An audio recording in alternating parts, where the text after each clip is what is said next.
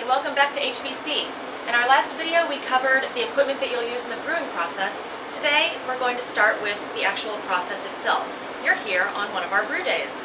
Today we're brewing our Beverly School Blonde, and this video is going to cover the hot side of the brewing process. If you've looked at the slides, you'll know that hot side indicates everything that happens before you turn off the boil kettle.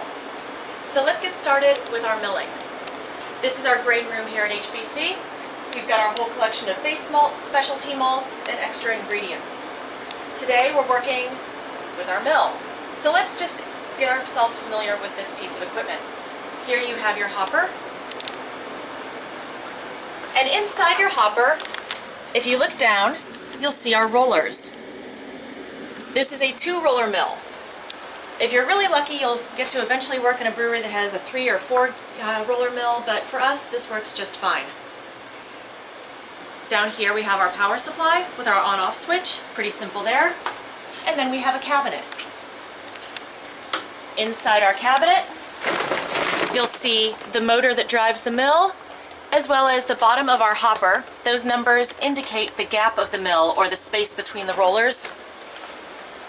That is how you determine the crush of your grain. So before we fire this up, let's have a quick safety check here. You'll notice the cabinet doors are closed, and then over here we have a vent. Anytime you're going to be working with a mill and crushing grain, you want to make sure that you have a well-ventilated space and a vent, because grain dust can be explosive. This is a safety hazard. OSHA will tell you all about it. So let's get started by turning this on. And before we start milling, let's look at our grains. This is one of our base malts. This is Pilsen. You'll see that it's a light biscuity color, and they are completely whole kernels. They have been malted, but not crushed. Here, we have our specialty grain for this beer. This is Caramel 20. You'll see that it's slightly darker than our Pilsen. And let's get started.